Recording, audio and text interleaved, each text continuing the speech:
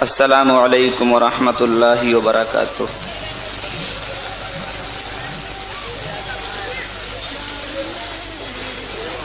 سلام کا جواب تو کوئی گناہ نہیں ہے۔ وعلیکم السلام ورحمۃ اللہ وبرکاتہ۔ اور آج ایک افسوس کی بات یہ بھی ہے کہ ہمارے ملک سے ایک ایسی شخصیت جن کا فیض ساری دنیا میں جگمگا رہا تھا وہ پردہ کر گئی۔ قاری محمد طیب صاحب رحمۃ اللہ علیہ کے پوتے حضرت مولانا محمد سالم صاحب رحمۃ اللہ علیہ، جو اب سے تقریباً 6-7 گھنٹے پہلے دامت برکاتہم العالیہ جیسے الفاظ سے پکارے جا رہے تھے، اب رحمت اللہ علیہ کہہ کر پکارا جا رہا ہے۔ دعا فرمائے اللہ ان کی مغفرت فرمائے، درجات کو بلند فرمائے۔ آمین۔ ابھی ان کی شاید نماز جنازہ ہو گئی ہوگی یا ہونے والی ہوگی۔ جی سبھی کے لیے دعا کرنی چاہیے ہم تمام کو۔ بزرگوں کا سایہ جو اٹھ رہا ہے یہ سمجھو کہ اس سے بڑا خسارہ کچھ نہیں، احساس آج نہیں ہے۔ یہ تو بیچارے ایسے کھڑے ہوئے نظر آ رہے جیسے بی جے پی والوں کا جلسہ ہو رہا ہوں، کاغنیسی لوگ کر رہے ہوں۔ ان سے بھی درخواست ہے کہ بیٹھ جائیں، ان کو بھی جگہ دے بھائی، بچوں کو یہاں بٹھا دیا جائے اور بڑوں کو کرسی دے دی جائے۔ اور حالانکہ ہمیں کرسی کے پیچھے نہ رہنا چاہیے، ہم کرسی والے نہیں، ہم تو آیت الکرسی والے ہیں۔ بے شک، ہم کرسی والے نہیں ہیں، ہم اللہ نے ہمیں آیت الکرسی سے نوازا۔ اس کا کیا کروں گا، رکھ دیجیے، جزاک اللہ۔ تو آپ بھی بیٹھ جائیں بھائی، یہ بچوں کو یہاں پر بھیج دیجیے اور آپ بھی بیٹھ جائیں۔ اچھا محسوس نہیں ہوتا کسی کے دروازے پر کھڑا ہونا۔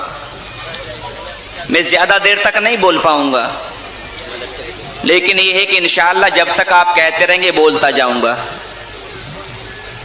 بیٹھ جائیں بھائی، بیٹھ جائیں، اچھا لگے گا۔ بچوں کو آگے بھیج دیجیے۔ میرے ساتھ بھائی محمد عمران صاحب ہیں، بھائی صدام صاحب ہیں، ان کے لیے دعا کر اللہ ان کی بھی جائز مرادوں کو پورا فرمائے۔ آمین۔ نحمدہ ونصلی علی رسولہ الکریم، اما بعد۔ قال النبی صلی اللہ علیہ وسلم خیرکم من تعلم القرآن وعلمہ،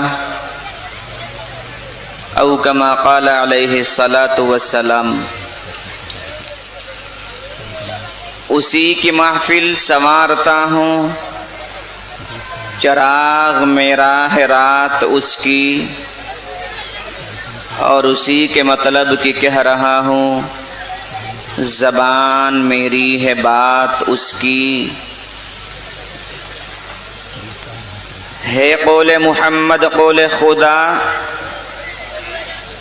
فرمان نہ بدلا جائے گا۔ ہے قول محمد قول خدا، فرمان نہ بدلا جائے گا۔ بدلے گا زمانہ لاکھ مگر قرآن نہ بدلا جائے گا۔ بے شک۔ جو بیت گئے وہ زمانے نہیں آتے، آتے ہیں نئے لوگ پرانے نہیں آتے۔ صدر محترم، علماء عظام،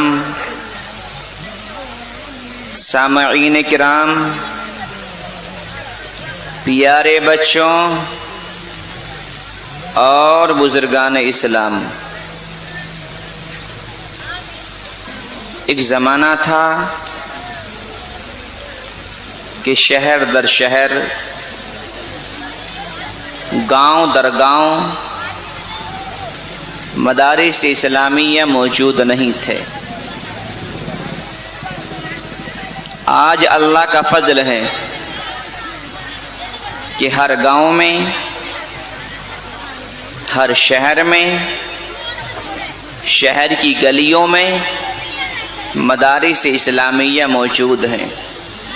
بے شک۔ اور جب سے مدارس اسلامیہ اللہ تبارک و تعالیٰ نے ہمیں عطا کیے تو ہمارے دلوں سے ان کی قدر نکل چکی ہے۔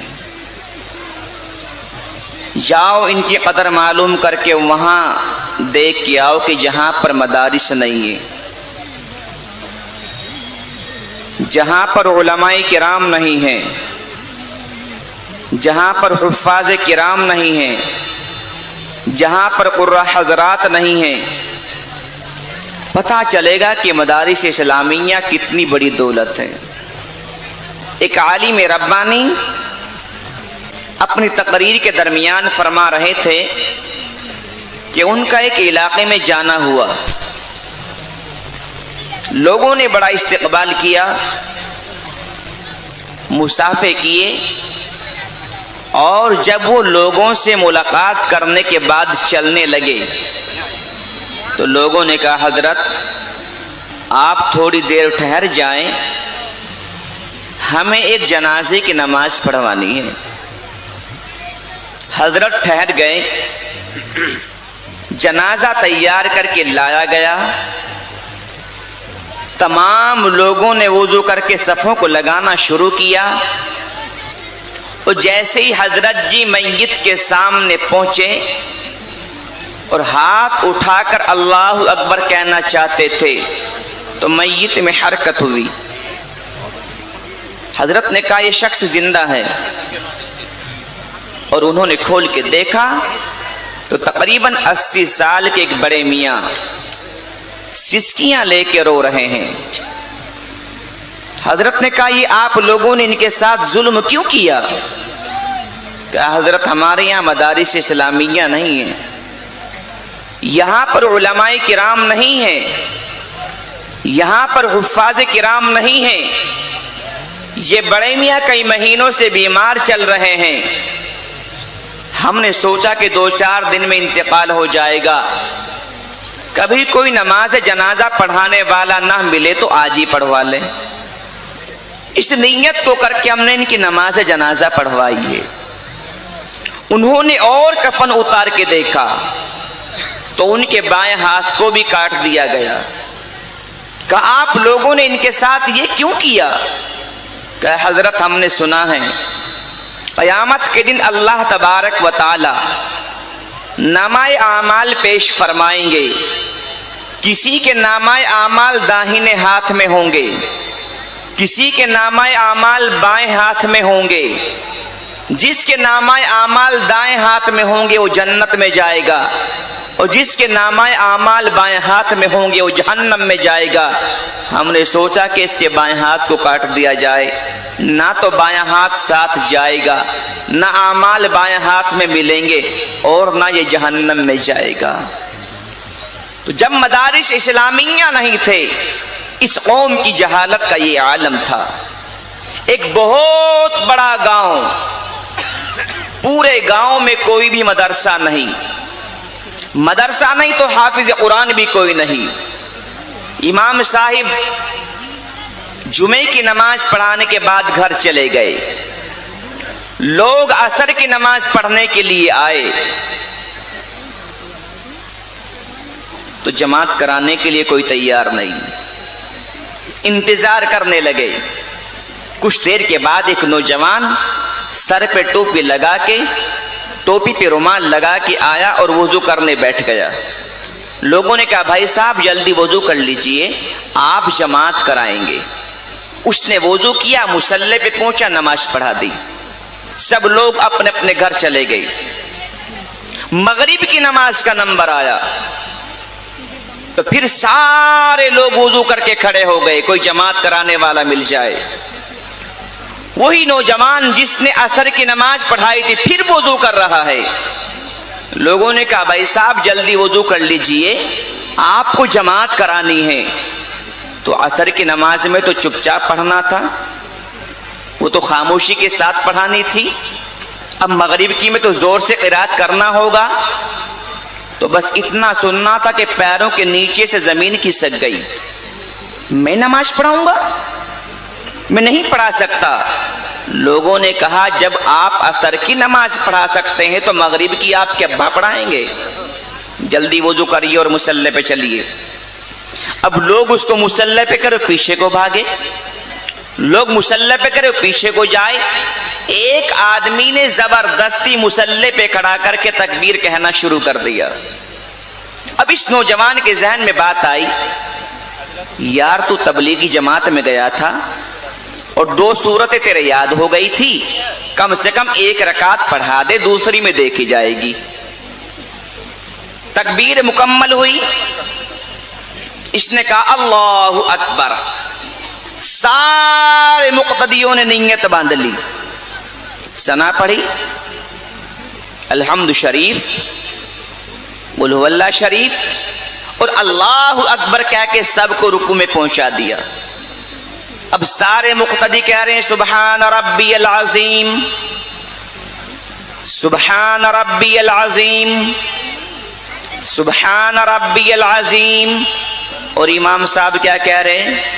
یا اللہ جان کیسے بچے، یا اللہ جان کیسے بچے، یا اللہ جان کیسے بچے۔ کافی ٹائم ہو گیا، کہا سمیع اللہ لمن حمیدہ، تو محراب میں دیکھا کھڑکی لگی ہوئی ہے، کہا کام بن گیا، اللہ اکبر۔ سارے مقتدی سجدے میں پہنچ گئے اور امام صاحب کھڑکی کھول کے صاف ہو گئے۔ اب سارے مقتدی کہہ رہے ہیں سبحان ربی الاعلی، سبحان ربی الاعلی، سبحان ربی الاعلی، کم سے کم کتنی مرتبہ؟ 3، اور زیادہ 5، اور زیادہ 7، لیکن وہاں کہتے کہتے ہو گئی 60۔ امام صاحب سر نہیں اٹھاتے۔ ایک نوجوان نے دیکھا یار امام صاحب کا انتقال تو نہیں ہو گیا، تو سر اٹھا کے دیکھا تو امام صاحب ہے ہی نہیں۔ کہا بھیا اپنی اپنی نمازیں پوری کر لیجئے، امام صاحب کا تو انتقال ہو گیا ہے۔ تو جب یہ مدارس اسلامیہ نہیں تھے، ہماری نمازوں کا عالم یہ ہو رہا تھا۔ جب یہ قرآن والے نہیں تھے، ہمارے جنازوں کا عالم یہ ہو رہا تھا۔ اور آج اللہ کے فضل سے مدارس سے علماء ہیں، آج ہمارے دلوں سے ان کی قدر نکل چکی ہے، ان کی باتوں کی بھی کوئی قدر نہیں ہے۔ اگر کوئی عالم ربانی یہاں بیٹھ کے بات کہہ دے مائک پر کہ مسلمانوں سنبھل جاؤ ورنہ جہنم کے انگارے بڑے سخت ہیں، تو مسلمان کہتے ہیں مولانا دیکھا جائے گا۔ اگر کوئی عالم ربانی یہ بات آ کے کہہ دے کہ زندگی نبی کے طریقے کے مطابق گزارو ورنہ قیامت کا منظر بڑا سخت ہے، تو مسلمان کہتے ہیں کہ دیکھا جائے گا۔ اگر کوئی عالم ربانی یہ بات آ کے کہہ دے کہ زندگی قرآن کے مطابق گزارو ورنہ قبر کا عذاب بڑا سخت ہے، تو مسلمان کہتے ہیں دیکھا جائے گا۔ میں معلوم کرنا چاہتا ہوں کہ آج کا یہ انسان دیکھنا کیا چاہتا ہے؟ جہنم کے انگاروں کو، حشر کے میدان کو، قبر کی عذاب کو؟ تو آؤ میں دکھاتا چلوں گا۔ ہندوستان ہو یا پاکستان، امریکہ ہو یا لندن یا فرانس، انگلینڈ ہو یا کویت، لیبیا ہو یا ملیشیا، انڈونیشیا ہو یا بنگلہ دیش، ساری دنیا کا مسلمان بقرعید کے دن، بقرعید کے تہوار کے گوشت کے کباب بنا کر کھانے مشغول ہے۔ بالکل وہی تاریخ، وہی لمحہ، وہی دن، وہی گھڑی برما کی سرزمین پر مسلمانوں کے کباب بنائے جا رہے تھے۔ اس سے بڑا جہنم کا منظر اور کہاں سے پیش کیا جائے؟ اور مسلمان کہتے ہیں کہ دیکھا جائے گا۔ دیکھا جائے گا حشر کے میدان کو. اما عائشہ رضی اللہ تعالیٰ عنہا نے فرمایا یا رسول اللہ میدان محشر میں لوگ ننگے ہوں گے؟ کہ ہاں عائشہ ننگے ہوں گے. باپ کے سامنے بیٹیاں ننگی ہو جائیں گی؟ کہ ہاں بالکل ایسا ہی ہوگا. بھائیوں کے سامنے بہن ننگی ہو جائیں گی؟ کہ ہاں ایسا ہی ہوگا. اللہ کے محبوب جب ان کی نگاہ ایک دوسرے کے اوپر جائے گی تو کیا ان کو شرم نہیں آئے گی؟ فرمایا عائشہ نگاہ تو بہت دور کی بات ہے، ایک دوسرے کے اوپر خیالات تک نہیں جا سکتے تو شرم کہاں سے محسوس ہوگی؟ اماں کی آنکھوں سے آنسو جاری ہو گئے. فرمایا اللہ کے محبوب اتنا سخت منظر، بالکل یہی نمونہ جاؤ شام کی تاریخ اٹھا کے دیکھ لو. 6 مہینے پہلے برما کی تاریخ کے اوراق پلٹ کے آ جاؤ اور جاؤ مسجد اقصی کی دیواروں سے معلوم کر کے آؤ جہاں بھائیوں کے سامنے بہنوں کو ننگا کیا گیا لیکن بھائی اپنی بہنوں کے کام نہ سکے، جہاں باپ کے سامنے بیٹیوں کو ننگا کیا گیا لیکن باپ اپنی بیٹیوں کے کام نہ سکے، سسکیاں لے کے باپ رو رہا ہے، اپنی بیٹی کے کام نہیں آ سکا اور کہتے ہیں کہ دیکھا جائے گا. اللہ نے یہی دکھا دیا، اس سے بڑا منظر اور کہاں سے پیش کیا جائے. لوگ کہتے ہیں کہ قبر کا عذاب دیکھا جائے گا، چھوٹے چھوٹے بچوں کے سامنے باپ کو ذبح کر دیا گیا،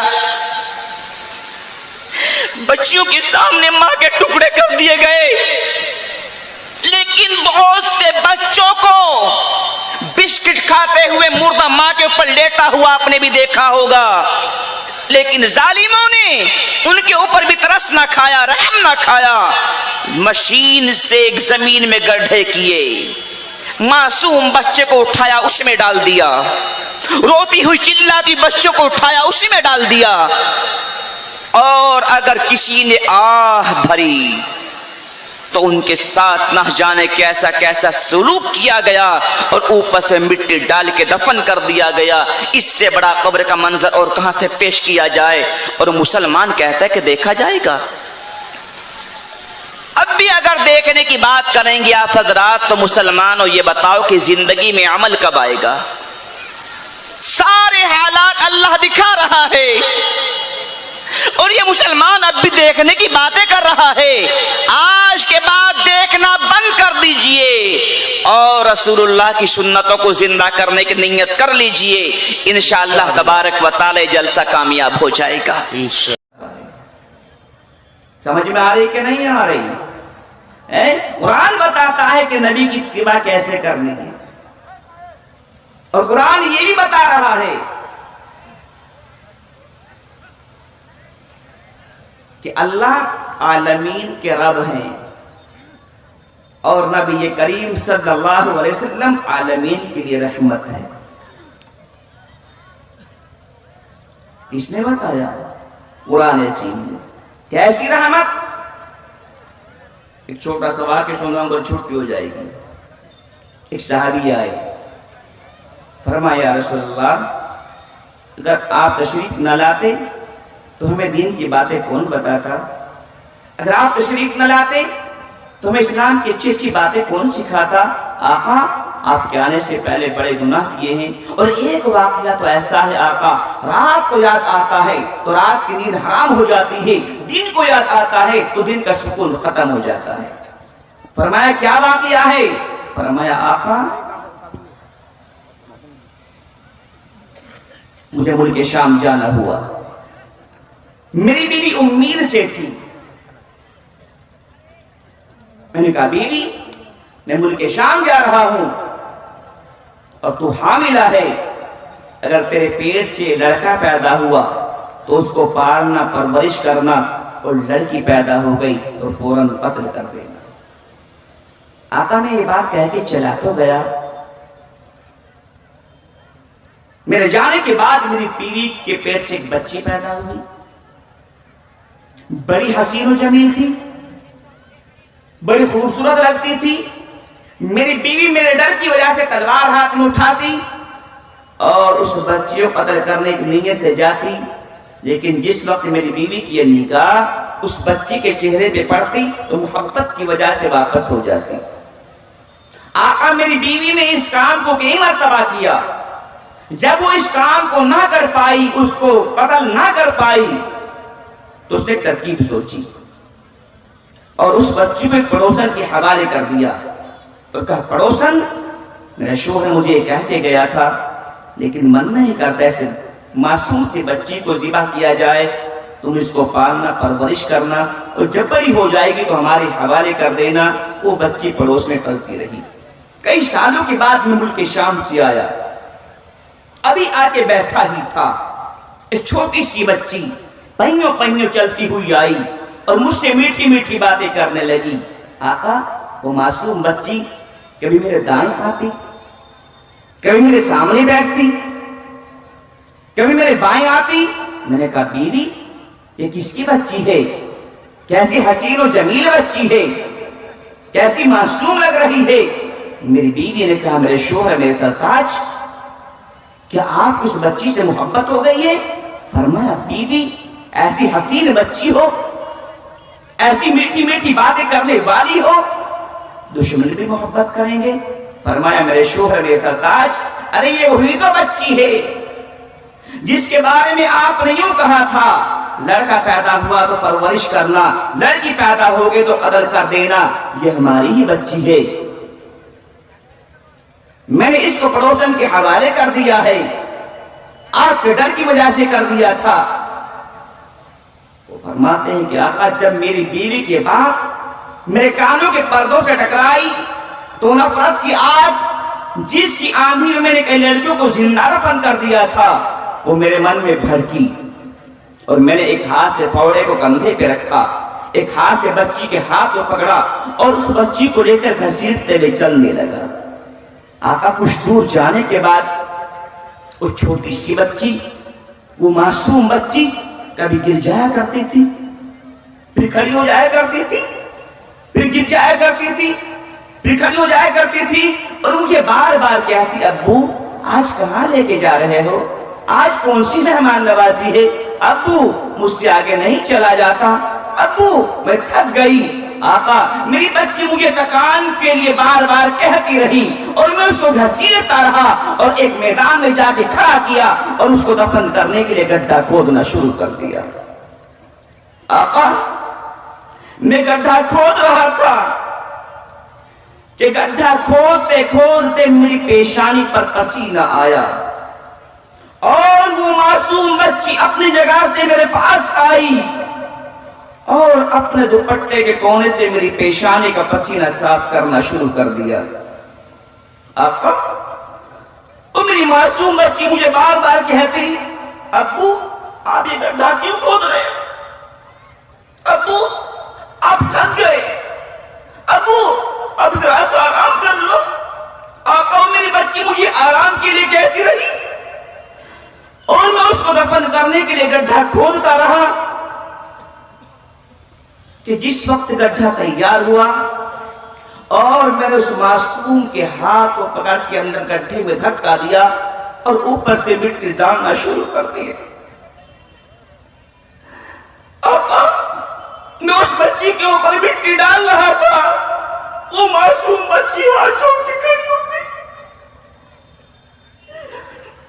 ابو میں نے کبھی آپ کو گالیاں نہیں دی، ابو کبھی میں نے آپ کو برا بھلا نہیں کہا، ابو یہ میرے ساتھ کیا کر رہے ہو، ابو مجھے معاف فرما دو، ابو آپ میری جان کو معافی دے دو۔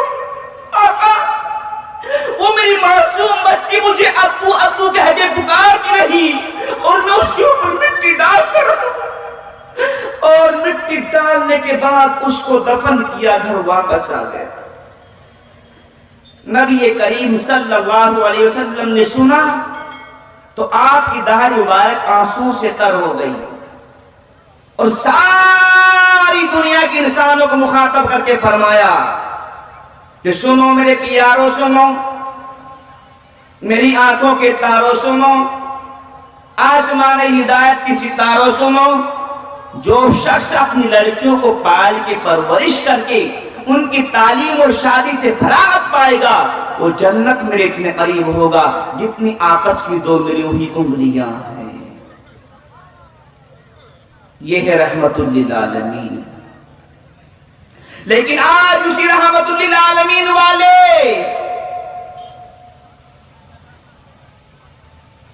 جن بچوں کے سینوں میں قرآن ہونا چاہیے تھا ٹائی ڈالنے لگے،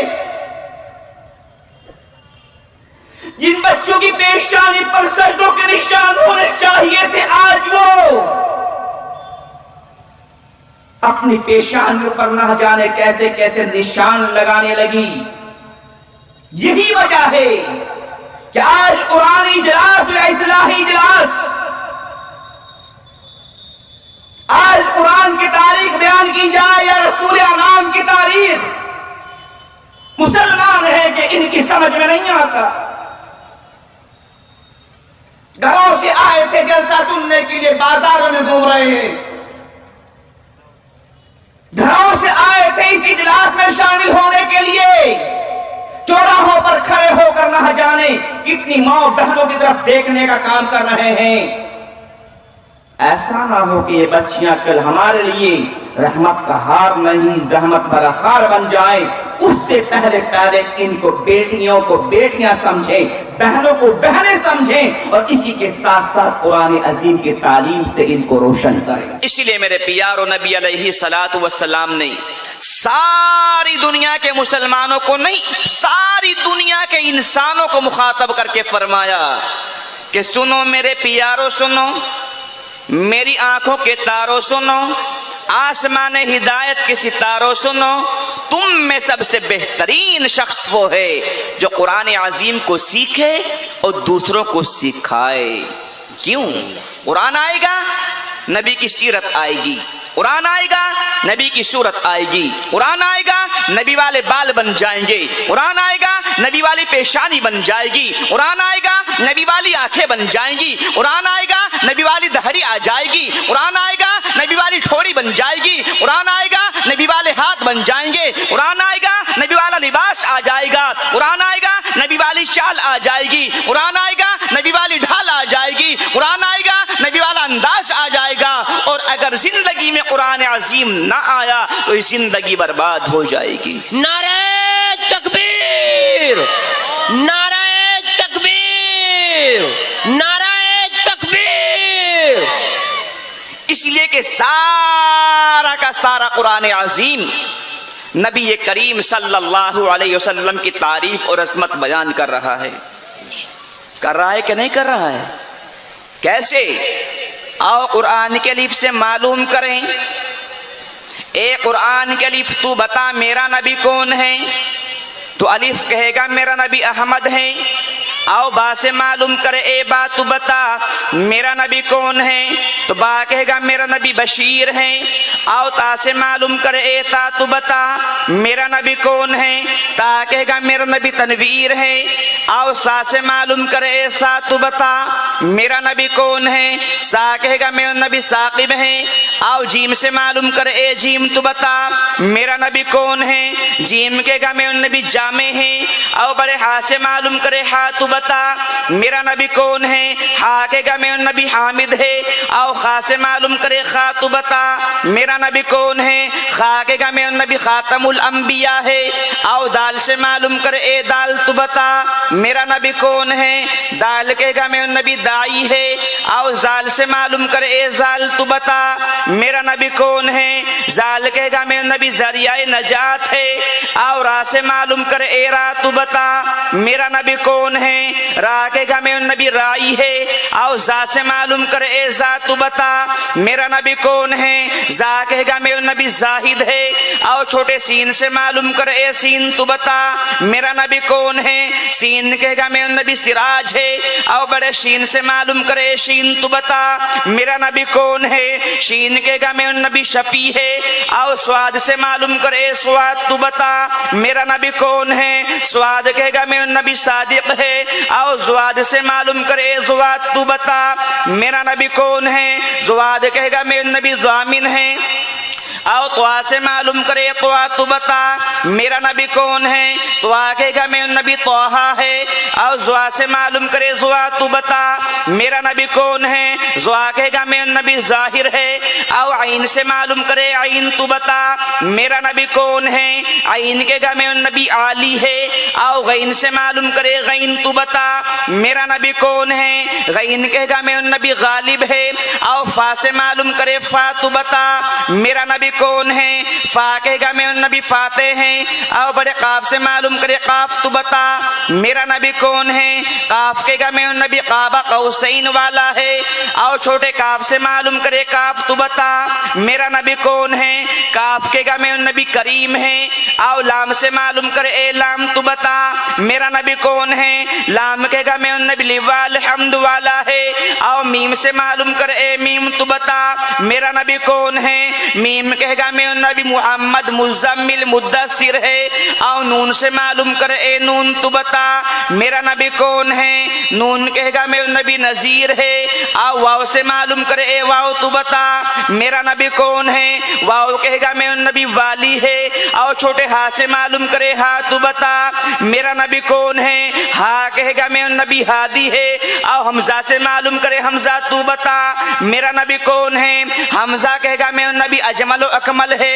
आओ या से मालूम करे, ए या तू बता मेरा नबी कौन है, तो या कहेगा मेरा नबी यासीन है। नारे तकबीर, नारे तकबीर। हज़रत मौलाना इरशाद क़ावी साहब, मदरसा हिदायतुल मुस्लिमीन, मदरसा हिदायतुल मुस्लिमीन, उलमाए देवबंद। मालूम ये हुआ कि सारा का सारा कुरान अजीम नबी करीम सल्लल्लाहु अलैहि वसल्लम की तारीफ और अजमत बयान कर रहा है, और ये इंसान इसको छोड़ के दुनिया के पीछे दौड़ लगा रहा है। सारा कुरान अजीम मुहम्मद की तारीफ बयान कर रहा है। एक गैर मुस्लिम भाई मिले, कहा मौलाना ये मुहम्मद कौन है। हमने कहा अपनी भाषा में बताएं या आपकी भाषा में बताएं, कि दोनों में बताओ। मैंने कहा हमारी भाषा में मुहम्मद हमारे पैगंबर हैं, मुहम्मद हमारे रसूल हैं, मुहम्मद हमारे नबी हैं, मुहम्मद हमारे रहबर हैं। जिन्होंने हमने चलना सिखाया वो मुहम्मद है, जिन्होंने नमाज दी वो मुहम्मद है, जिन्होंने कुरान दिया वो मुहम्मद है, जिन्होंने सीधा रास्ता दिया वो मुहम्मद है। फरमाया हमारी भाषा में भी बता दो। हमने कहा मुहम्मद को समझने से पहले अपनी भाषा में ये बताओ कि मनु महाराज कौन है। मनु महाराज कौन है? कि जनाब वो तो हमारे बहुत बड़े ऋषि हुए, हम तो उनको अपनी जिंदगी में लाते हैं।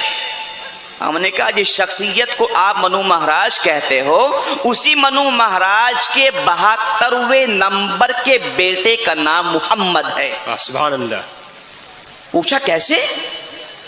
हमने कहा मुहम्मद तो जाने के कि हाँ, मुहम्मद के अब्बा का नाम अब्दुल्ला, अब्दुल्ला के अब्बा का नाम अब्दुल मुत्तलिब, अब्दुल मुत्तलिब के अब्बा का नाम हाशिम, हाशिम के अब्बा का नाम अब्द मुनाफ, अब्द मुनाफ के अब्बा का नाम उसई, उसई के अब्बा का नाम किलाब, किलाब के अब्बा का नाम मुर्रा, मुर्रा के अब्बा का नाम काब, काब के अब्बा का नाम लुवई, लुवई के अब्बा का नाम गालिब, गालिब के अब्बा का नाम फहर, फहर के अब्बा का नाम मालिक, मालिक के अब्बा का नाम नजर, नजर के अब्बा का नाम कनाना, कनाना के अब्बा का नाम खुजैमा, खुजैमा के अब्बा का नाम मुदरिका, मुदरिका के अब्बा का नाम इलियास, इलियास के अब्बा का नाम मुजर, मुजर के अब्बा का नाम नज़ार, नज़ार के अब्बा का नाम माद, माद के अब्बा का नाम अदनान, अदनान के अब्बा का नाम अद, अद के अब्बा का नाम हमैसा, हमैसा के अब्बा का नाम सलामान, सलामान के अब्बा का नाम औस, औस के अब्बा का नाम बौस, बौस के अब्बा का नाम कमवाल, कमवाल के अब्बा का नाम उबई, उबई के अब्बा का नाम अवाम, अवाम के अब्बा का नाम माशिद, माशिद के अब्बा का नाम हिजा, हिजा के अब्बा का नाम बलदास, बलदास के अब्बा का नाम यदलाफ, यदलाफ के अब्बा का नाम ताबिख, ताबिख के अब्बा का नाम जाहिम, जाहिम के अब्बा का नाम नाहिश, नाहिश के अब्बा का नाम माखी, माखी के अब्बा का नाम आफी, आफी के अब्बा का नाम अबकर, अबकर के अब्बा का नाम उबैद, उबैद के ابا کا نام الدعا، الدعا کے ابا کا نام حمدان، حمدان کے ابا کا نام سمبر، سمبر کے ابا کا نام یثربی، یثربی کے ابا کا نام یحزن، یحزن کے ابا کا نام یلحن، یلحن کے ابا کا نام ارعوا، ارعوا کے ابا کا نام ایزی، ایزی کے ابا کا نام ذیشان، ذیشان کے ابا کا نام عیشر، عیشر کے ابا کا نام اقناد، اقناد کے ابا کا نام ایہام، ایہام کے ابا کا نام مقصر، مقصر کے ابا کا نام ناحس، ناحس کے ابا کا نام زارے، زارے کے ابا کا نام سمی، سمی کے ابا کا نام مزی، مزی کے ابا کا نام عوض، عوض کے ابا کا نام ارام، ارام کے ابا کا نام قیدار، قیدار کے ابا کا نام اسماعیل علیہ السلام، اسماعیل کے ابا کا نام ابراہیم علیہ السلام، ابراہیم کے ابا کا نام آزر، آزر کے ابا کا نام ناحور، ناحور کے ابا کا نام شروج، شروج کے ابا کا نام رعو، رعو کے ابا کا نام فائش، فائش کے ابا کا نام عابر، عابر کے ابا کا نام ارفخشد، ارفخشد کے ابا کا نام سام، اور سام کے ابا کا نام نوح علیہ السلام۔ سبحان اللہ۔ یہ نوح کون ہے؟ ان کو مسلمان کہتے ہیں حضرت نوح علیہ السلام، اور غیر مسلم بھائی ان کو کہتے ہیں منو مہاراج۔ ہم نے کہا منو مہاراج کے 72ویں نمبر کے بیٹے کا نام محمد ہے۔ سبحان اللہ۔ تو ہم تو مانتے ہیں، آپ بھی سمجھ لیجئے۔ کہا اچھا جی ایسی بات ہے؟ ہم نے کہا اس لیے تو ہم کہتے ہیں کہ ہندوستان ملی جلی تہذیب کا ملک ہے، اور ہندوستان کو ہندوستان بھی اس لیے کہا جاتا ہے کہ منو مہاراج جو ہمارے حضور کے 72ویں نمبر کے ابا لگتے ہیں حضرت نوح علیہ السلام، ان کے بیٹے کے بیٹے کے بیٹے نے اس سرزمین کو دوسرے نمبر پہ بسایا تھا، اور اس کا نام ہند تھا۔ ان کے نام پر اس سرزمین کو ہندوستان کہتے ہیں۔ ایسا نہیں کہ تمہارا ہو گیا ہمارا نہیں ہے، بلکہ منو مہاراج جتنے آپ کے اتنے ہمارے ہیں، اور جتنے نوح علیہ السلام ہمارے اتنے تمہارے ہیں، اور ان کے پر پوتے نے ہندوستان بسایا تھا۔ تو معلوم ہوا کہ جتنا تمہارا اتنا ہمارا ہے، جتنا ہمارا اتنا تمہارا ہے، ملا جلا کے ملک بنا ہوا ہے۔ اس لیے ہم کہتے ہیں کہ ملک ایسی تہذیب والا ملک ہے کہ جو رشیوں والا ملک ہے، رشی یہاں پر آئے، اور سب سے پہلے آنے والے رشی بھی ہمارے ہندوستان آئے۔ کہنے لگے وہ کون ہے؟ ہم نے کہا وہ ہمارے حضور کے 80 نمبر کے ابا ہیں۔ پوچھا کون؟ ہم نے کہا جن کو تم شیو جی کہہ کے پکارتے ہو، ہم ان کو حضرت آدم علیہ السلام کہہ کے پکارتے ہیں۔ کہ بتاؤ کیسے؟ ہم نے کہا 72 ہو گئے، 8 اور گن لیجئے۔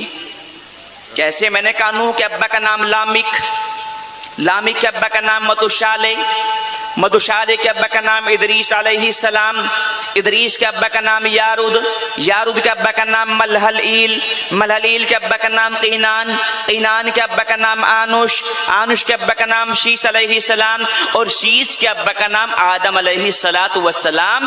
یہ آدم کون ہے؟ ہمارے حضور کے 80 نمبر کے ابا لگتے ہیں، جن کو میرے غیر مسلم بھائی شیو جی کہہ کے پکارتے ہیں، گوتم بدھ والے گوتم بدھ کہہ کے پکارتے ہیں، اور مسلمان آدم علیہ السلام کہہ کے پکارتے ہیں۔ ہم اس لیے کہتے ہیں کہ یہ ایسا نہیں ہے، یہ ملی جلی تہذیب کا ملک ہے۔ تو ہم کہتے ہیں کہ اس میں ایسا ہی رہنا چاہیے۔ اسی لیے کہا ہے ہندو مسلم سکھ عیسائی آپس میں سارے بھائی بھائی۔ کہنے لگے کہ سکھ کا نام آپ کیوں لیتے ہیں؟ میں نے کہا چلو امرتسر کی سرزمین پہ جا کے معلوم کرتے ہیں گرو نانک سے کہ تم بتاؤ محمد کے بارے میں کیا کہتے ہیں۔ تو جب ہم دونوں گئے بتاؤ گرو نانک محمد کون ہے، تو گرو نانک کہتے ہیں کہ میں آسمان میں دیکھتا ہوں تو محمد کا نور نظر آتا ہے، میں ستاروں میں دیکھتا ہوں تو محمد کا نور نظر آتا ہے، میں چاند میں دیکھتا ہوں تو محمد کا نور نظر آتا ہے، میں پہاڑوں میں دیکھتا ہوں تو محمد کا نور نظر آتا ہے، میں زمین کے تہ میں دیکھتا ہوں تو محمد کا نور نظر آتا ہے۔ اس لیے کہ ساری دنیا محمد کے صدقے بنائی گئی ہے۔ سبحان اللہ۔ ساری دنیا محمد کے صدقے بنائی گئی ہے۔ ہم نے کہا تو اسی لیے تو کہتے ہیں کہ ہندو مسلم سکھ عیسائی آپس میں سارے بھائی بھائی۔ ہم اس ملک کو ترقی دینے کے لیے جب تک ایک ہو کے نہیں رہیں گے یہ ملک ترقی نہیں کرے گا۔ اس لیے ہم تو دعا یہی کرتے ہیں اللہ ہمارے ملک کو ساری دنیا میں سب سے بہتر بنا دے۔ سبحان اللہ۔ لیکن یہ آئیں گے کہاں سے؟ تو اسی محمد نے ساری دنیا کے انسانوں کو، مسلمانوں کو مخاطب نہیں کیا، اس محمد نے سکھوں کو مخاطب نہیں کیا، ایک طبقے کو مخاطب نہیں کیا، بلکہ اس محمد نے ساری دنیا کے انسانوں کو مخاطب کر کے فرمایا کہ سنو میرے پیارو، سنو میری آنکھوں کے تاروں سنو، آسمان ہدایت کے ستاروں سنو، تم میں سب سے بہترین شخص وہ ہے جو قرآن عظیم کو سیکھے اور دوسروں کو سکھائے۔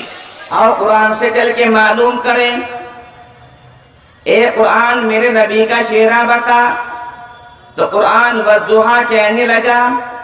اے قرآن میرے نبی کی زلفیں بتا، تو قرآن واللیل اذا سجا کہنے لگا۔ اے قرآن میرے نبی کی پیشانی بتا، تو قرآن والقمر کہنے لگا۔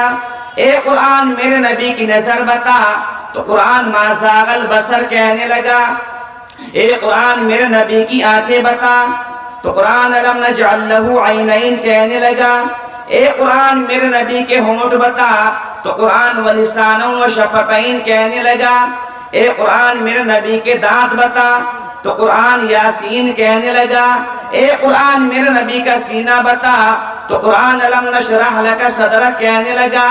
اے قرآن میرے نبی کا ذکر بتا، تو قرآن ورفعنا لک ذکرک کہنے لگا۔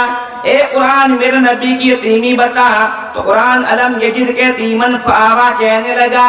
اے قرآن میرے نبی کی نبوت بتا، تو قرآن یا ایہا النبی کہنے لگا۔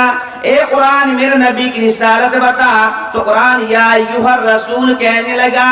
اے قرآن میرے نبی کی چادر بتا، تو قرآن یا ایہا المدثر کہنے لگا۔ اے قرآن میرے نبی کی کملی بتا، تو قرآن یا ایہا المزمل کہنے لگا۔ اے قرآن میرے نبی کا شہر بتا، تو قرآن لا اقسم بہذا البلد کہنے لگا۔ اے قرآن میرے نبی کا زمانہ بتا، تو قرآن والعصر کہنے لگا۔ اے قرآن میرے نبی کی بیویاں بتا، تو قرآن یا نساء النبی کہنے لگا۔ اے قرآن میرے نبی کی بیٹیاں بتا، تو قرآن قل ازواجک و بناتک کہنے لگا۔ اے قرآن میرے نبی کا نمونہ بتا، تو قرآن لقد کان لکم فی رسول اللہ اسوۃ حسنہ کہنے لگا۔ اے قرآن میرے نبی کی رحمت بتا، تو قرآن وما ارسلناک الا رحمۃ للعالمین کہنے لگا۔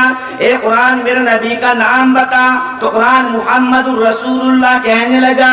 اے قرآن میرے نبی کا کام بتا، تو قرآن وما ارسلناک الا کافۃ للناس کہنے لگا۔ اے قرآن میرے نبی کی اطاعت بتا، تو قرآن اطیعوا اللہ واطیعوا الرسول کہنے لگا۔ اے قرآن میرے نبی کی فرما برداری بتا، تو قرآن ما آتاکم الرسول کہنے لگا۔ اے قرآن میرے نبی کا درود بتا، تو قرآن ان اللہ وملائکتہ یصلون علی النبی کہنے لگا۔ اے قرآن میرے نبی کی معراج بتا، تو قرآن سبحان الذی اسری بعبدہ لیلا کہنے لگا۔ اے قرآن میرے نبی کی پرواز بتا، تو قرآن قاب قوسین و ادنیٰ کہنے لگا۔ اے قرآن میرے نبی کی باتیں بتا، تو قرآن ما ینطق عن الہویٰ کہنے لگا۔ اے قرآن میرے نبی کا قبلہ بتا، تو قرآن فولی وجہک شطر المسجد الحرام کہنے لگا۔ اے قرآن میرے نبی کے صحابہ بتا، تو قرآن اولئک هم الفائزون کہنے لگا۔ اے قرآن میرے نبی کا ابو بکر بتا، تو قرآن والذی جاء بالصدق کہنے لگا۔ اے قرآن میرے نبی کا عمر بتا، تو قرآن اشداء علی الکفار کہنے لگا۔ اے قرآن میرے نبی کا عثمان بتا، تو قرآن رحماء بینہم کہنے لگا۔ اے قرآن میرے نبی کا علی بتا، تو قرآن رکعا سجدا کہنے لگا۔ اے قرآن میرے نبی کا بلال بتا، تو قرآن اولئک هم المؤمنون حقا کہنے لگا۔ اے قرآن میرے نبی کی عائشہ بتا، تو قرآن سبحانک ھذا بہتان عظیم کہنے لگا۔ غرض یہ ہے کہ سارا کا سارا قرآن عظیم نبی کریم صلی اللہ علیہ وسلم کی تعریف اور عظمت بیان کر رہا ہے، لیکن آج قرآن الگ ہو گیا اور ہماری تعلیم الگ ہو گئی۔ جس ماں کو اپنے لال کو کرتا پائجامہ پہنا کر مدرسے میں بھیجنا چاہیے تھا، آج وہ ماں اپنے بچے کے گلے میں پینٹ شرٹ ڈال کے دکان پہ برتن صاف کرنے کے لیے بھیج رہی ہے۔ کیا یہی محمد کی تعلیم ہے؟ یہ محمد کی تعلیم نہیں ہے۔ ارے آج کے تو ہمارے پردھان منتری بھی قرآن کا حوالہ دے کے کہتے ہیں کہ قرآن میں آیا ہے اقرا، تعلیم حاصل کرو، تعلیم سے آنکھوں کو منور کرو، تعلیم سے سینوں کو منور کرو، تعلیم سے گھروں کو منور کرو۔ اور آج یہ اپنے بچوں کو تعلیم سے ہٹا کے دنیا کے کام کاج میں لگاتے ہیں، اس لیے فرمایا کہ تم میں سب سے بہتر وہ ہے جو قرآن کو سیکھے اور دوسروں کو سکھائے۔ ایک زمانہ تھا، ایک دور تھا میری ماں اور بہنوں، ہارون رشید رحمت اللہ علیہ نے اپنے وزیر سے کہا کہ وزیر بازار میں جاؤ اور ایک باندی لے کے آؤ۔ اب وزیر بازار میں گیا، ایک باندی کے بجائے دو لے کے آ گیا، اور دو بھی دو رنگ کی، ایک کالی ایک گوری، ایک کلو ایک بھوری۔ بادشاہ نے کہا بے وقوف، تجھے لانے کے لیے کہا ایک باندی اور تو لے کے آ گیا دو، اور دو بھی دو رنگ کی، ایک کالی ایک گوری ایک کلو ایک بھوری، تو نے ہمیں پریشان کر دیا۔ وزیر نے کہا حضور آپ پریشان کیوں ہوتے ہو؟ آپ تو مجھ پہ الزام رکھ دو کہ اس بے وقوف کو لانے کے لیے کہا ایک باندی اور یہ لے کے آ گیا دو، ایسا ہے ایک رہ جاؤ ایک چلی جاؤ، آپ کیوں کالی گوری کے چکر میں پڑتے ہو؟ بادشاہ کی بات سمجھ میں آئی، بلایا، کہا دیکھو بھائی ہمیں گھریلو کام کے لیے ایک باندی کی ضرورت تھی اور یہ بے وقوف لے کے آ گیا دو، ایسا ہے ایک رہ جاؤ ایک چلی جاؤ، آپ کیوں کالی گوری کے چکر میں پڑتے ہو؟ بادشاہ نے جب یہ بات پوچھی تو باندی نے کہا دیکھو حضور یہ بہانے بازی سے کیا فائدہ، آپ گورے میں گوری، آپ کے محلات گورے، میرے ایسے کچھ کلوں کا کیا کام؟ اور گوری نے کہا موتی سفید ہیں اور قیمت ہے ان کی لاکھوں، ارے موتی سفید ہے اور قیمت ہے ان کی لاکھوں، کوئلہ ہے کالا پیسوں میں ڈھیر پالو۔ حضور موتی سفید ہوتا ہے، لاکھوں روپے سے کم نہیں ملے گا، اور کوئلہ ہاتھ پہ لگ جا ہاتھ کالے، اس کا لوگ کیا کام، اسے نکال۔ اور میں ہی نہیں، اللہ کے بھی نیک بندے سفید چہرے والے ہوں گے، اللہ کے نیک بندوں کا منہ سفید ہوگا، ارے اللہ کے نیک بندوں کا منہ سفید ہوگا، دوزخی جو ہوں گے منہ ہوں گے ان کے کالے۔ حضور اللہ کے بھی نیک بندے سفید چہرے والے ہوں گے، دوست کی ہوں گے کالے سیاہ۔ تو کالی نے کہا دیکھو حضور مجھے بھگاؤ گے تو ہے ہی، لیکن میری بھی سن لو۔ ایک ہاں تو بھی سنا، جلدی سنا۔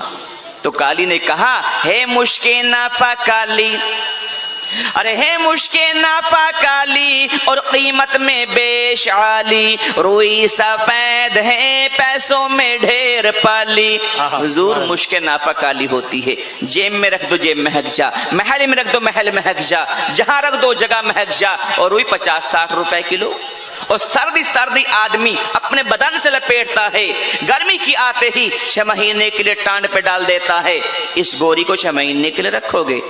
اور حضور اگر کالا رنگ اتنا ہی ناپسند ہے تو میرا ایک مطالبہ ہے، آنکھوں کی پتلی کالی، ارے آنکھوں کی پتلی کالی ہے نور کا جو چشمہ، اور آنکھ کی سفیدی ہے نور سے جو خالی۔ او گورے، او گوری، یہ جو تمہاری آنکھوں میں کالا تل ہے نا، تل یہ نکال کے مجھے دے دو، جب دیکھوں گی ان سفید آنکھوں سے کیا دیکھو گے، دکھ جائے گا۔ گوری کہنے لگی اچھا، اس نے تو بادشاہ کی توجہ اپنی طرف کر لی۔ تو گوری نے کہا انصاف کیجئے گا کچھ سوچئے گا پیارے، ارے انصاف کیجئے گا کچھ سوچئے گا پیارے، سورج سفید روشن تارے سفید سارے۔ حضور جلدی انصاف کر دیجئے، چاند سورج ستارے سفید ہیں، میرا سے کچھ کلوں کا کیا کام ہے؟ تو کالی نے کہا ہاں سوچئے گا آقا ہیں آپ عقلوں والے، ارے ہاں سوچئے گا آقا ہیں آپ عقلوں والے، کالا غلاف کعبہ حضرت بلال کالے۔ سبحان اللہ۔ میں نے مانا کہ چاند سورج ستارے سفید ہیں، مگر جس کعبے کا دنیا طواف کر رہی ہے وہ تو کالا غلاف لگائے ہوئے ہیں، اور تم سیدنا سیدنا کہہ کے پکارتے ہو، وہ میرے آقا کا غلام بلال تو کالا ہے۔ گوری کہنے لگی اچھا پھر جیت گئی؟ تو گوری قرآن عظیم پہ پہنچ گئی اور کہا کاغذ سفید ہیں سب قرآن پاک والے۔ حضور اللہ کے کلام سے اچھا کس کا کلام ہوگا؟ اس کے تمام کاغذ سفید ہیں، अरे कागज सफेद हैं सब कुरान पाक वाले। तो काली ने कहा उन पे जो लिखे हैं कुरान के हर्फ काले। मैंने माना कि कुरान के कागज सफेद हैं मगर हुजूर जो हरूफ लिखे हुए हैं वो तो काले। तो गोरी ने कहा अच्छा। तो गोरी अल्लाह के रसूल के चेहरे अनवर पर पहुंच गई और कहा रुख मुस्तफा रोशन, अरे रुख मुस्तफा रोशन है दांतों में उजाला। तो काली ने कहा है जुल्फ उनकी काली कमली का रंग काला। मैंने माना कि मेरा नबी का चेहरा मनव्वर महताब आलम है मगर जो उस चेहरे को सजाए सवारे वो तो काली जुल्फे हैं। और तुम दुआ करते हो या अल्लाह हश्र के मैदान में आका की काली कमलिया में छुपा लेना, उस कमली का रंग तो काला है। हारून रशीद ने कहा मुझे तो एक बांदी की जरूरत थी, ऐसी ऐसी हजार मिल जाए तो घर की जीनत बना लूंगा।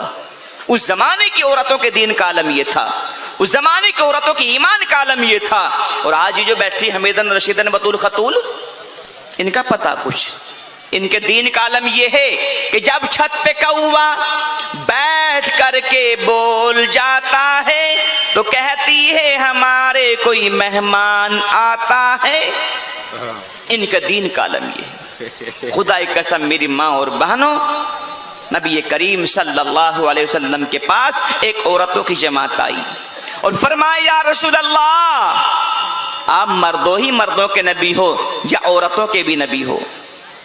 फरमाया मैं तो सबके लिए नबी बना के भेजा गया हूँ, मर्दों का भी नबी हूँ, औरतों का भी नबी हूँ, बच्चों का भी नबी हूँ, बड़ों का भी नबी हूँ। फरमाया फिर ये बात क्या है आका कि तबलीग में जाएं तो मर्द, जुमे में शिरकत करे तो मर्द, मैयत को दफनाने के लिए जाएं तो मर्द। अल्लाह के महबूब इन बड़े बड़े कामों पे मर्दों को बिठा दिया और हमें इसी तबा तगारी पे छोड़ दिया, रोटी पकाने के लिए, खाना बनाने के लिए।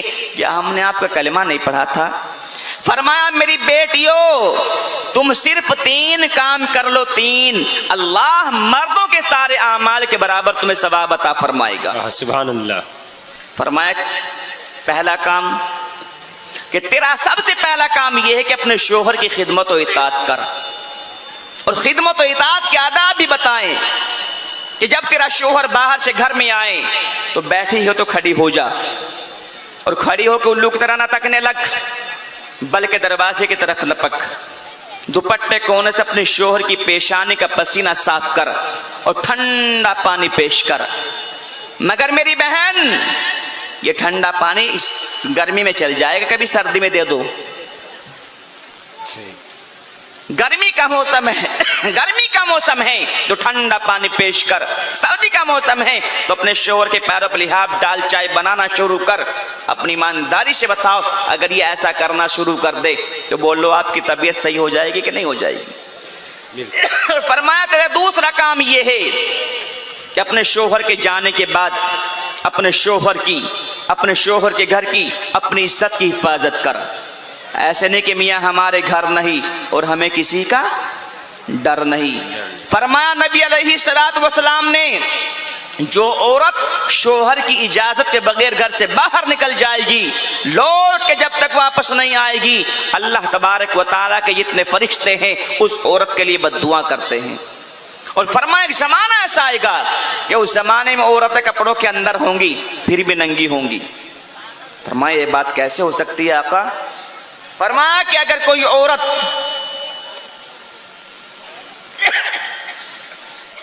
ऐसा बारीक कपड़ा पहने कि जिनमें औरतों के बदन झांक रहे हैं, समझ लो कि वो औरत कपड़ों के अंदर नहीं, वो नंगी है। और अगर कोई औरत ऐसा फिट कपड़ा पहने कि जिनमें ये उनकी आधा छलक रहे हैं, रान कितनी मोटी है, सीना कितना उभर रहा है, समझ लो कि वो औरत भी कपड़ों के अंदर नहीं, वो नंगी है। और फरमाया नबी अलैहिस्सलातु वस्सलाम ने कि तीसरा काम मेरी माँ मेरी बहन का ये है कि अपने बच्चों की तरबियत किया करो। जब ये बच्चों की तरबियत कर रही थी तो खुदा की कसम नबी करीम सल्लल्लाहु अलैहि वसल्लम खुद तुम्हारे बच्चों के सरों पर पगड़ियां बांधने के लिए तशरीफ लाते थे। एक अल्लाह वाले हुए हजरत बायजीद बुस्तामी रहमतुल्लाहि अलैह, 4 साल की उम्र है, अम्मा ने बच्चों को नहलाया धुलाया कपड़े पहनाए और एक मदरसे में पहुंच गई कि हजरत मेरे बच्चे का दाखिला कर लीजिए। दाखिला हो गया। जैसे ही मदरसे से चलने लगी कहा हजरत मेरा बच्चा जब तक किसी काबिल ना हो जाए तो मेरे बच्चे को छुट्टी मत देना। क्या ठीक है। चली गई। बच्चे ने पढ़ना शुरू किया। पढ़ते पढ़ते एक महीना हुआ, 2 महीने हुए, 3 महीने हुए, 4 महीने हुए, 5 महीने हुए, 6 महीने हुए, 7 महीने हुए, 8 महीने हुए, 9 महीने हुए, 10 महीने हुए, 11 महीने हुए, 12 महीने हो गए। बच्चे ने अम्मा की शक्ल को ना देखा और अम्मा ने बच्चे की शक्ल को ना देखा। 12 महीनों के बाद बच्चे को अम्मा की याद आ गई। किताब को रखा, उस्ताद के पास पहुंचा। हजरत अम्मा को देखने को मन कर रहा है, छुट्टी दे दीजिए। उस्ताद ने देखा है अगर बच्चे को छुट्टी देता हूं तो जो माँ के साथ वादा किया था वादा खिलाफी हो जाएगी, और अगर छुट्टी नहीं देता हूं तो बच्चा छोटा है, दिल टूट जाएगा, कोई तरकीब सोची जाए। तो उस्ताद ने तरकीब सोची, कहा देखो बेटा छुट्टी तो मिल जाएगी, इतना सबक दिया कि महीनों में भी याद ना कर सके, कि अगर तुमने यहां से लेके यहां तक सबक सुना दिया तो छुट्टी मिल जाएगी। ओहो, मां ने क्या सबक दिया था अपने लाल को। किताब को तीपाई पे रखा, वुजू किया, 2 रकात नमाज पढ़ी और सर सजदे में रख के यूं कहा, या अल्लाह, जब मेरी मां मुझे यहां छोड़कर जाने लगी तो मेरी माँ ने मुझे एक बात कही थी, मेरी माँ ने मुझे एक वसीयत की थी कि मेरे बायजीद कान खोल के सुन ले, अगर तेरे सामने कोई परेशानी आ गई, अगर तेरे सामने कोई मुश्किल काम आ गया तो किसी और के सामने मत जाना, बल्कि 2 रकात नमाज पढ़ने के बाद अपने अल्लाह से मांग लेना, अल्लाह तेरी मुश्किल को आसानी में तब्दील कर देगा। या अल्लाह, आज मैं अपनी माँ का बताया हुआ सबक दोहरा रहा हूँ, तू भी जानता है कि मैं इतना सबक याद नहीं कर सकता, मैं भी जानता हूं कि मेरा इतना सबक याद नहीं हो सकता। उस्ताद ने दिया भी इस नीयत से ताकि सबक याद ना हो सके, लेकिन या अल्लाह पे खजानों में कमी नहीं आएगी, ये सारा सबक मेरे जहन में बिठा दे। अल्लाह तबारक व तआला ने सारा सबक जहन में बिठा दिया। सुभान अल्लाह, माशाअल्लाह। किताब को उठाया हजरत के पास कि हजरत जी सुन लो। सुनाने आए, मजाक करने आए? कि नहीं, सुनाने आया हूं। कि सुनाना शुरू करो। ओहो, जो सबक सुनाना शुरू किया सारा सबक सुना दिया। अब तो छुट्टी देना पड़ा। कहा जाओ मेरे बायजीद घर चले जाओ, लेकिन सुनो घर जाके जल्दी आ जाना, गैर हाजिरी मत करना। नहीं नहीं हजरत, गैर हाजिरी मत नहीं करूंगा, अम्मा का दीदार करके जल्दी वापस आ जाऊंगा। छुट्टी मिल गई। लेकिन बवाना के मुसलमानों, अतराफ अकनान से आए हुए शम्म रिसालत के परवानों, बच्चे के दिल में कितने ख्यालात होंगे। कभी सोचता होगा माँ को सबक सुनाऊंगा, कभी सोचता होगा माँ के साथ लेट के आऊंगा, कभी सोचता होगा माँ के साथ नमाज अदा करूंगा, कभी सोचता होगा माँ का दीदार करूंगा। ये सारे के सारे ख्यालात बायजीद ने अपने जहन में लिए और सफर शुरू कर दिया। कि सफर करते करते करते करते चलते चलते चलते चलते चलते चलते चलते घर आ गया। कुंडी खटखटाई, अम्मा आवाज कोई नहीं, अम्मा आवाज कोई नहीं। अम्मी जान, आज तेरा बायजीद तेरा दीदार करने के लिए आया है। अम्मा, एक मर्तबा दरवाजा खोल के अपना दीदार करा दीजिए। जाओ उस माई से मालूम करके आओ कि अपनी औलाद को नबी का दीवाना किस तरह बनाया जाता है, अपनी औलाद को हाफिज कुरान किस तरह बनाया जाता है। कहा कौन बायजीद आ गया? मेरा बायजीद जब तक वापस नहीं आएगा, जब तक कि किसी काबिल ना हो जाए, चला जाए इस दरवाजे के सामने से, ये दरवाजा नहीं खुल सकता। अम्मा ने दरवाजा नहीं खोला, बच्चा वापस हो गया। ओहो, टूटे दिल से उस्ताद के पैरों में गिर गया। हजरत, अम्मा ने कुंडी नहीं खोली, अम्मा ने अपना दीदार नहीं कराया, दरवाजा तक ना खोला। हजरत ने कहा बेटा बैठो, पढ़ो, तुम्हारी अम्मा तुम्हें कुछ बनाना चाहती है। जब तुम قابل ہو جاؤ گے تو ایک دور آئے گا تمہاری اماں اپنی بغل میں لے کر تمہارا بوسہ لے گی، پیشانی کو چومے گی، سینے سے لگائے گی۔ بچے نے پھر پڑھنا شروع کیا کہ پڑھتے پڑھتے پھر 1 سال ہوا، 2 سال ہوئے، 3 سال ہوئے، 4 سال ہوئے، 5 سال ہوئے، 6 سال ہوئے، 7 سال ہوئے، 8 سال ہوئے، 9 سال ہوئے، 10 سال ہوئے، 11 سال ہوئے، 12 سال ہوئے، 13 سال ہوئے، 14 سال ہوئے، 15 سال ہوئے، 16 سال ہو گئے۔ بچے نے اماں کا دیدار نہ کیا اور ماں نے بایزید کی شکل کو نہ دیکھا۔ 16 سال کے بعد بایزید کے استاد محترم سو رہے تھے، آرام کر رہے، آرام جیسے ہی کر رہے تھے نبی کریم صلی اللہ علیہ وسلم بایزید کے استاد سے خواب میں آئے اور کہا ہے بایزید کے استاد، جی یا رسول اللہ صلی اللہ علیہ وسلم،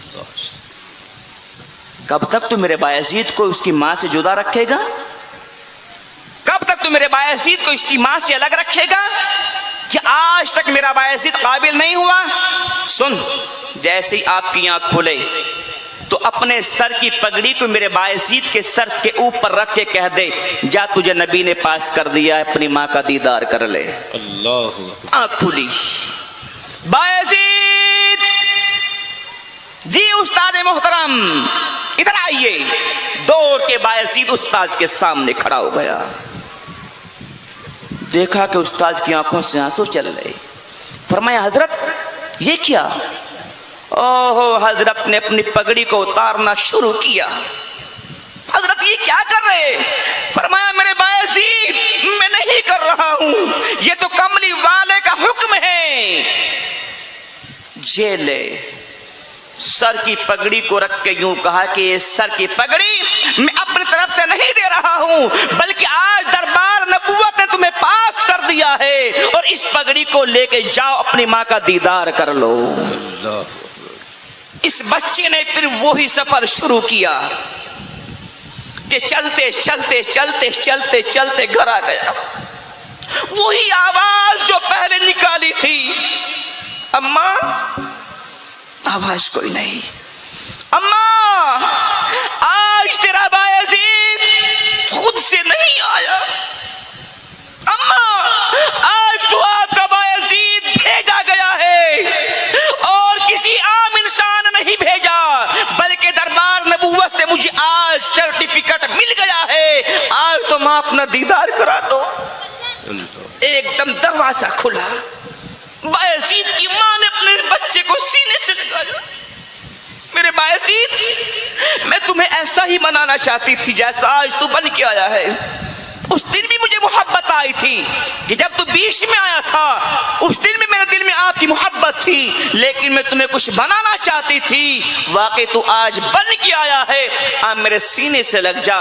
پیشانی کو چوما، سینے سے لگایا اور بچے کو چھوڑا اور مصلی بچھایا۔ 2 رکعت نماز پڑھنے کے بعد اللہ کا شکر ادا کیا کہ یا اللہ ایسا ہی اپنی اولاد کو بنانا چاہتی تھی۔